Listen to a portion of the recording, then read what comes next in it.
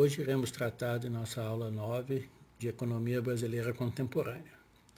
Falaremos sobre o Plano Real e o instrumental neoliberal, medidas e resultados iniciais. Com o impeachment de Collor, assume o governo interinamente Itamar Franco, em outubro de 92, e a partir de 29 de dezembro ele assume de maneira definitiva como o 33º presidente do Brasil. Durante o seu governo, durante um pouco mais de 2 anos, ele teve 6 ministros da Fazenda. Começou com Gustavo Krause, depois Paulo Haddad, Eliseu Rezende, Fernando Henrique foi o que ficou mais tempo. Ele saiu para concorrer à presidência e depois assumiu o Rubens Recupero e, por último, o Ciro Gomes. Itamar Franco, quando assumiu a presidência, ele estava com a inflação em torno de 1.100% ao ano e, ao sair, entregou com um pouco acima de 900%. O Plano Real foi estratificado em 3 fases. O principal objetivo dessa estratégia foi não assustar nem o mercado e nem a população. Todos dois já muito ressabiados com o plano Collor anterior, que foi muito desgastante. Na primeira fase, se buscou um ajuste fiscal e equilíbrio nas contas públicas. Já na segunda fase, o objetivo foi quebrar na população a memória inflacionária, ao se impor uma unidade de valor, a URV, que estava totalmente atrelada ao dólar. E por último, na terceira fase, finalmente, o lançamento da moeda, o real. A primeira fase, o equilíbrio. O PAI, Programa de Ação Intermediário, lançado em junho de 93, buscava a redução do tamanho do Estado e uma maior eficiência nos gastos públicos. O objetivo inicial era já conseguir isso naquele ano. Até hoje, se vê que a dívida dos estados e municípios é uma pedra no sapato do equilíbrio das contas públicas federais. É um assunto recorrente no nosso noticiário. Agora, imagine isso com os estados com o poder de fabricar dinheiro, já que tinham o controle de bancos estaduais. Era uma farra. O Plano Real manteve, com a proposta de privatização, o viés neoliberal. O Real tinha dentre seus propositores algumas cabeças coroadas dos famigerados Plano Cruzado e Collor. Daí o principal desejo de se quebrar, antes de mais nada, os paradigmas e as desconfianças. O IPMF, Imposto Provisório sobre Movimentações Financeiras, o embrião da famigerada CPMF, derrubada anos depois no Congresso, e o FSE, Fundo Social de Emergência, foram criados. O FSE foi a primeira emenda à Constituição e com ele se buscou a desvinculação de receitas da União. Assim, tentava-se driblar a rigidez orçamentária dos gastos da União e equilibrar o orçamento, tão engessado conforme foi previsto na Constituição Federal de 88. A reestruturação propôs e implementou alterações na legislação tributária e nas alíquotas de imposto de renda, tanto pessoas físicas como pessoas jurídicas, bem como no Imposto Territorial Rural e na IOF. O país buscava um fôlego para pagar suas contas. A segunda fase, o padrão estável de valor. Em março de 94, entra em vigor a URV. O principal objetivo da aplicação dessa unidade de valor, atrelada à moeda vigente, era retirar da população a memória inflacionária, ou seja, a inflação inercial. A URV não era uma moeda.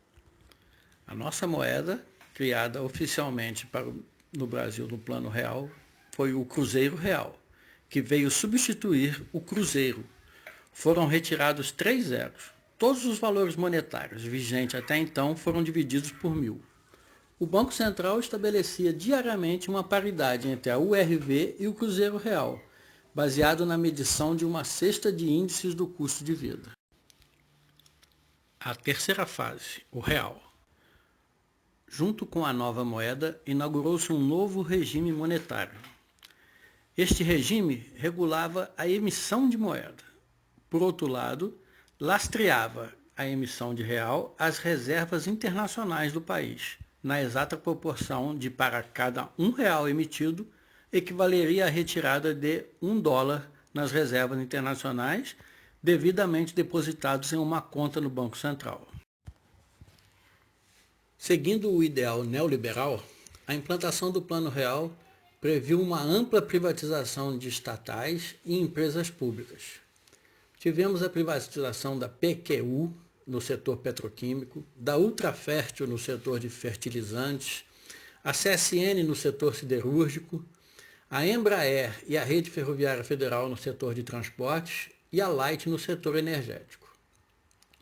O modelo privatista prevê que o Estado não deve ser produtor de bens e serviços, e sim atuar apenas como um regulador, através das suas agências reguladoras, tipo a ANTT, a ANEEL, a ANTAC e outras que surgiram dentro do mesmo modelo.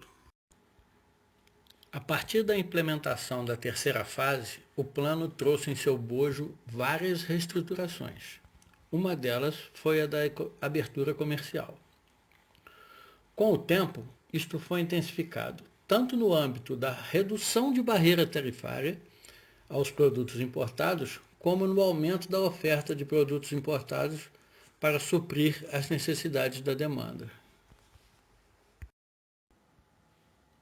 Com a chegada dos importados às prateleiras, o governo almejava aumentar a competitividade do nosso mercado interno. Ao se buscar intensificar a produtividade, esperava com isso regular a oferta. Com essas medidas, o plano visava combater a pressão da demanda e o desabastecimento ocorridos no cruzado, e isso, como consequência, iria gerar inflação. Nossos economistas demonstraram assim que haviam aprendido a lição. Ao ancorar o real ao dólar, o Brasil sinalizou ao mercado e, consequentemente, aos investidores internacionais que o país teria suas contas equilibradas. Neste equilíbrio, o país necessitava de entrada de dólares em nossas reservas. A saída era evidente, com o aumento de nossas importações, e nossa moeda, na proporção de 1 por 1, não era um facilitador às nossas exportações. Nossos produtos eram considerados caros no mercado externo. O câmbio era definido pelas leis de mercado, e o Bacen só atuava para conter especulações ou quando muito se aproximava do viés estabelecido. Na outra ponta, a âncora verde era mantida graças às excelentes safras, que em muito contribuíram para aumentar a nossa oferta de alimentos no mercado interno e alavancaram nossas exportações. Nossa produção agrícola em alta contribuiu muito para manter baixos os preços dos alimentos nas prateleiras, permitindo assim o controle da inflação. A política de juros altos foi outra medida importante para o plano de estabilização. Atraiu capitais externos que eram necessários para a formação das reservas cambiais e manutenção do nosso sistema de âncora. Foi também importante para atrair compradores para os títulos do governo no mercado. Isso era necessário para enxugar a liquidez e assim obter recursos para pagar os títulos que estavam vencendo. É a famosa rolagem da dívida. Foi também um importante instrumento de política monetária para inibir o excesso de consumo que poderia pressionar a demanda e estimular a inflação a subir. Os efeitos da estabilidade. Conforme vemos no primeiro quadro, o ano de 92 foi muito ruim para a economia brasileira. O PIB como um todo encolheu quase 0,5% devido à forte queda do nível industrial.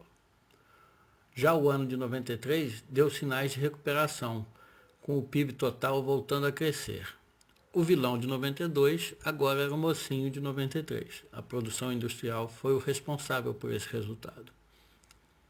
Para 94, a situação foi ainda melhor. O PIB total cresceu 5,33%, agora devido ao sucesso dos setores industrial, agropecuário e de serviços, todos com crescimento significativo. A recuperação dos níveis de atividade econômica repercutiu na recuperação dos níveis de emprego, conforme vemos na tabela 2. As taxas de desemprego no Brasil declinaram seguidamente. Essa queda nos níveis de desemprego da economia, como um todo, também se confirmou nos setores da indústria, serviços e também no comércio.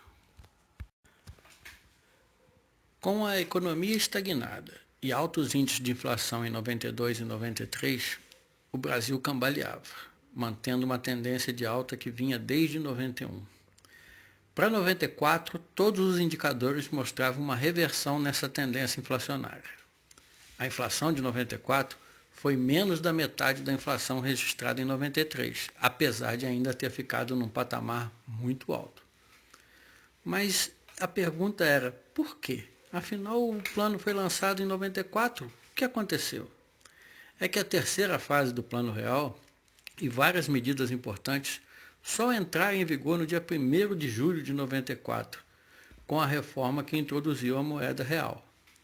Os resultados significativos surgiram só em 95, mas aí já era outro governo. E foi nesse ambiente de bonança e com a estratégia política de vincular o nome do ex-ministro FHC ao Plano Real, o mesmo surfou na onda da popularidade e elegeu-se no primeiro turno nas eleições de 94.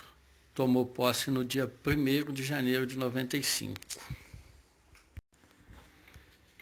Com a eleição de FHC em 94, teremos prosseguimento à política neoliberal e um mandato de 8 anos, fruto de uma reeleição. Mas isso será assunto das nossas próximas aulas. Até lá. Se você gostou dessa apresentação, não se esqueça de se inscrever no nosso canal. Lembrando sempre que esse material é complementar ao material disponibilizado na plataforma e nunca deve ser único nos seus estudos. Um grande abraço e a gente se vê.